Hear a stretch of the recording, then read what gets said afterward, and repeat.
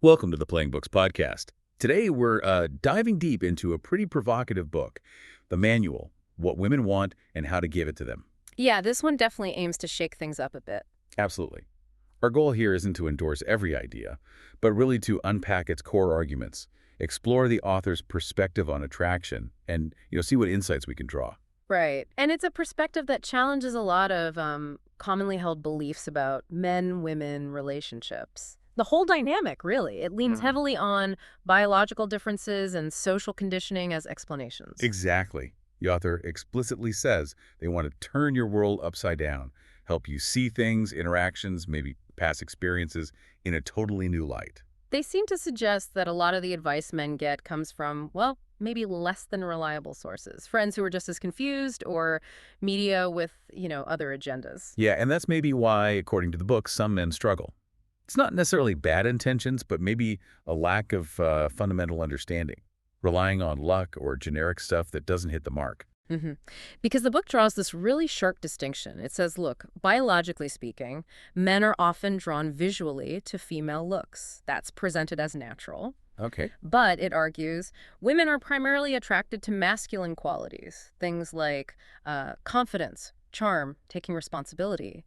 These traits are framed as complementing what the book calls female vulnerabilities, especially around potential childbearing. So understanding the differences is key, more so than the similarities, at least when it comes to seduction. That's the core argument, yeah. The book suggests that trying to treat women just like men, or men adopting traits it defines as feminine. Well, it calls that a recipe for disaster in terms of attraction. Okay, let's dig into that socialization piece. The book really hammers home how much society shapes us, our beliefs, our behaviors around dating. It does, and it argues that while social rules are, generally good for keeping society running smoothly. Right, like looking before you cross the street. Exactly. Or, facing the front in an elevator, little things we don't even think about. But the book argues this same conditioning can actually hinder men when it comes to attraction. Okay. Well, it suggests society often creates embarrassment around male sexuality, maybe discourages a certain kind of selfishness or directness in pursuing what you want romantically. It implies we're taught to prioritize social harmony over these maybe more primal drives. Interesting. It connects that back to historical context too, right? Like social norms developing around female vulnerability, especially with pregnancy risks. Yeah, it touches on that and even puts forward this idea, maybe controversially, that societies historically might have implicitly prioritized female survival over male survival for, population growth and stability. Which, the book argues, forms the basis for a lot of social differences we still see. Right. Things from like national service obligations down to dating etiquette, who asks, who out, who pays. It frames these as stemming from that unequal valuation. So for you listening, the takeaway here is becoming aware of these maybe unconscious beliefs we've absorbed. Exactly. Recognizing how they might be shaping your thoughts and actions in dating, that's presented as the first step to navigating things more effectively, according to this framework. Okay, let's shift gears to masculinity and femininity as the book defines them. It ties them very closely to those biological differences. It does. Female childbearing capacity is positioned as leading to a certain physical vulnerability, which in turn makes protective masculine qualities attractive. That's the connection the book draws. And what happens if those traits are, say, less pronounced? Or if someone displays traits associated with the opposite gender? The argument is that it diminishes attraction. A woman lacking what the book defines as femininity might be perceived as more masculine, and vice versa for men. It singles out men who act or talk in ways it deems overly feminine, maybe very emotional, indirect, risk-averse, as being less attractive to women. And conversely, confidence and directness are framed as expressions of masculinity, signals of being able to protect, maybe. That's the idea. It links those traits to appearing capable and less vulnerable. It even brings up that societal expectation, that men should protect women, sometimes even risk their own safety. While the reverse isn't typically expected. Right. It uses that to illustrate the different implicit roles society assigns based on these concepts of masculinity and femininity presented in the book. This leads us straight into confidence. which the book tackles in a really specific way. Yeah, it's not about being 100% certain all the time. It's more about the appearance of certainty. Can you project confidence even when things are uncertain? So it's less about zero doubt, more about how you handle potential doubt, Exactly. The book suggests truly confident people can tolerate ambiguity. They aren't constantly focused inward, worrying about mistakes. which challenges that common idea that men need, the fancy car, the big job title to be attractive. Right. The book actually argues that focusing too much on those external things can detract from genuine masculine confidence. It suggests a man's value, like a woman's attractiveness, is inherent. It comes from within. Self-assuredness over status symbols. Pretty much. Confidence is presented as the main way masculinity gets expressed outwardly. It makes a man seem less vulnerable, more solid, perhaps. It even talks about acting important. But not necessarily being like a CEO. No, not about status, more about how you carry yourself. Projecting that your time, your attention, has value. How you interact with everyone, not just the woman you're interested in. The book also argues that social conditioning kind of erodes our natural self-esteem, teaching us to put society's needs first. And as a counter, it encourages what it calls shamelessness. Shamelessness, how does it define that? Basically, the willingness to go after what you want without being crippled by fear of social judgment or embarrassment. So overcoming that inner critic that worries about what others think. Yeah. The idea is that this lets men be more proactive, more authentic in expressing that masculinity. It contrasts the hesitant internal monologue with a confident approach. Focus on her, take action, less pessimism, more realistic optimism. Okay, and in actual interactions. Stand your ground. Don't over-apologize when you're flirting. If she behaves badly, set a boundary calmly. Don't get angry, because that's seen as losing control, which undermines the confident image. Right. Okay, let's talk about charm. How does the manual define that?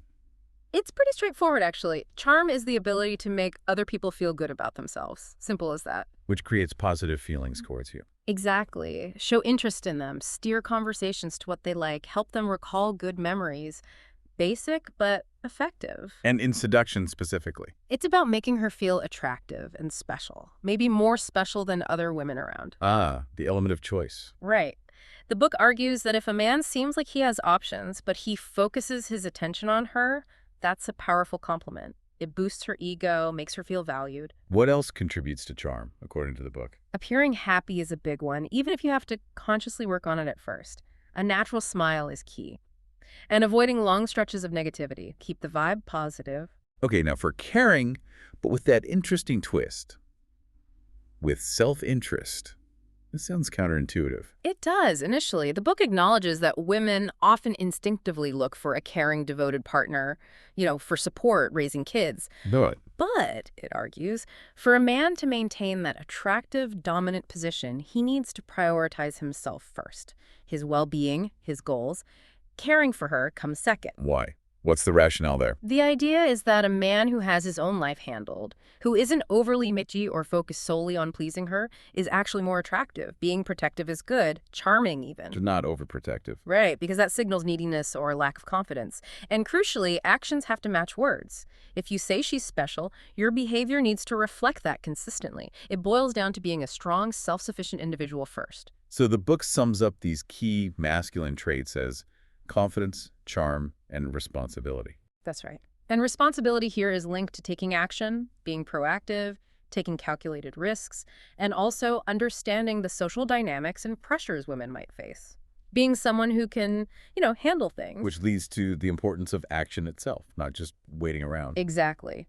Lead, don't just hope. Persistence is valued pursuing things when the timing feels right. But also, importantly, being able to handle rejection. Moving on without dwelling on it. Yeah, that's framed as a sign of confidence. You accept it, learn, maybe, but you don't let it crush you. You just move forward. The book also talks about rationalization as something to avoid, making excuses.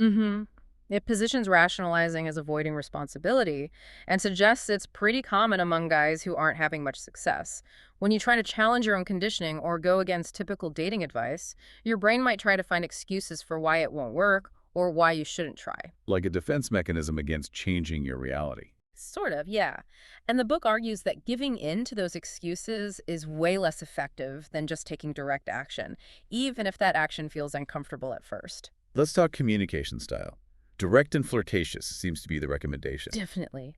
While you can talk about normal stuff, like with friends, the flirting element is crucial if you're romantically interested. The book suggests women mentally categorize guys pretty quickly based on how they interact, friend zone versus potential partner. Indirectness is better than beating around the bush. Yeah, it's presented as more attractive, more masculine, and just more efficient. It cuts through confusion. Use I statements. Make declarations about what you want or think, rather than always asking permission indirectly. Be assertive. Right, and Yeah. respond genuinely, quickly. Overthinking and crafting the perfect response can come across as inauthentic. Women, the book suggests, want to feel like they're interacting with a real person. What about honesty? Generally good, but the book has a caveat. Unless being brutally honest contradicts what women fundamentally want to hear or feel in that context. There's a kind of strategic element knowing when to be direct versus when to focus on making her feel good to achieve your goal. And compliments. The responsibility is on the man to find what's special about her and highlight it.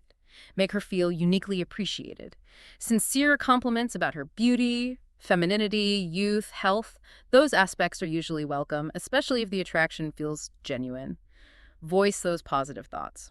Okay, what about just being friendly? Yeah. Or the nice guy approach? Friendliness is important initially, sure. Show you're harmless, approachable. But the book draws a line at the nice guy who does tons of favors, hoping she'll magically become attracted. That's seen as misunderstanding attraction. So true respect isn't subservience. No, it's shown through that masculine confidence, directness, setting boundaries, not by being overly accommodating or acting like a doormat. Body language gets a lot of attention too. What's considered attractive there? Generally, expansive postures.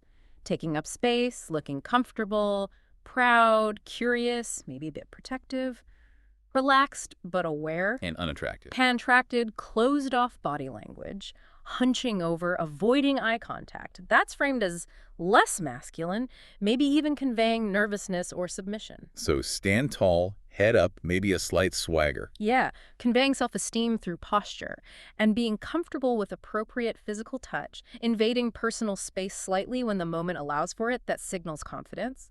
Consistent eye contact and a genuine smile right from the start are crucial. Oh, and basic hygiene. Good breath. Those are non-negotiable. Protective behavior comes up again, too. Yeah, but subtly, like stepping in if someone's genuinely bothering her, making sure she gets home okay, offering a hand on her back going upstairs, small gestures that show you're aware and caring without being smothering.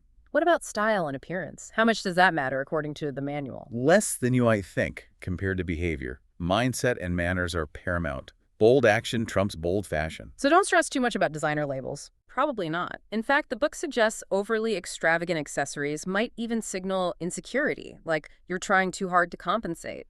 Hairstyle, build less important than attitude. Even height, it argues, is less about the physical inches and more about the feeling of being protected by someone who seems taller or stronger. It's about shifting perspective to what women find attractive, not what other men might judge. Exactly. Focus on her perspective. When it comes to choosing who to approach the woman's section, what's the advice? Be selective, but aim high. Focus on the type of woman you're genuinely attracted to. Don't waste time on women who don't excite you. Approaching women you find really attractive builds confidence, even if it doesn't always work out. And, it notes, more traditionally feminine women might be more responsive to the masculine approaches described. And the approach itself. When's the best time? Usually right away. Don't overthink it or wait for the perfect excuse. Wanting to meet her is reason enough. Don't wait for her signals. What about approach anxiety? That Huh. fear. The book frames it as learned social conditioning. Recognize the feeling. It means you're pushing your comfort zone, doing something that takes confidence. So if you feel anxious, you might as well just do it anyway. Even if it fails, you've expanded your boundaries. And how should you approach? Maintain eye contact, smile confidently. Make your intention clear you're there to talk to her, but don't be startling or aggressive. Interrupting is okay if done smoothly, startling isn't. Then the conversation starts. Man leads initially. Goal is to get her comfortable, smiling, making eye contact, asking questions back. Show genuine interest. What about setting up a date? If the vibe is right, try for a spontaneous date right then or soon after. Otherwise, get her number to plan something. Keep dates simple and enjoyable for their own sake. Don't put too much pressure on it. Your comfort is contagious. Stay cool. Help her relax. Any logistical tips for the date? Meet somewhere public and easy, then maybe travel together to the main spot. And be prepared for her to potentially be late. The book advises a confident man doesn't get insecure about that. Give it a few minutes, then check in calmly. Moving towards intimacy. The kiss. After a good first kiss, the focus shifts to increasing arousal, maybe finding a more private setting where emotions can take over from social pressures. And sex. The book has a specific take here, too. Yeah, maybe a bit controversial. It suggests prioritizing your own pleasure is important and that giving her an orgasm isn't strictly necessary for her to want to see you again. It frames male pleasure as part of the attractive dynamic. And finally, the relationship itself. Long-term thoughts. It observes that many guys end up in long-term relationships kind of by default they found a woman, not necessarily the woman perfectly suited to them. It suggests that the more you embody these masculine traits, confidence, charm, responsibility, the less likely attraction is to fade over time. It also warns you might get pushback from peers still stuck in older mindsets, and perhaps less attractive women might argue most strongly against these ideas. Wow, okay. We have definitely covered a lot of ground exploring the ideas in the manual. Right. It's clearly a very direct, sometimes challenging perspective on attraction. It really is. It doesn't shy away from potentially uncomfortable territory. So if any of this has piqued your interest, if you're curious to hear the full arguments, the stories, the reasoning behind these points, we strongly encourage you to purchase the book. You really need the full context. Absolutely. And the author is active online too. If you want to discuss these ideas further, maybe share your own thoughts, consider engaging with them on social media, continue the conversation. And we challenge you, the listener, take these concepts we've discussed, mull them over, see how they might enhance or maybe just challenge your understanding of relationships and your own interactions. It's definitely food for thought. Definitely. Well, thank you for joining us for this deep dive into the manual. We hope it's given you some valuable and maybe provocative insights to consider. Yeah, thanks for tuning in. If you enjoyed this discussion, found it useful or stimulating, please do follow, subscribe, and share the Playing Books podcast. Help us reach others who might find these kinds of explorations valuable.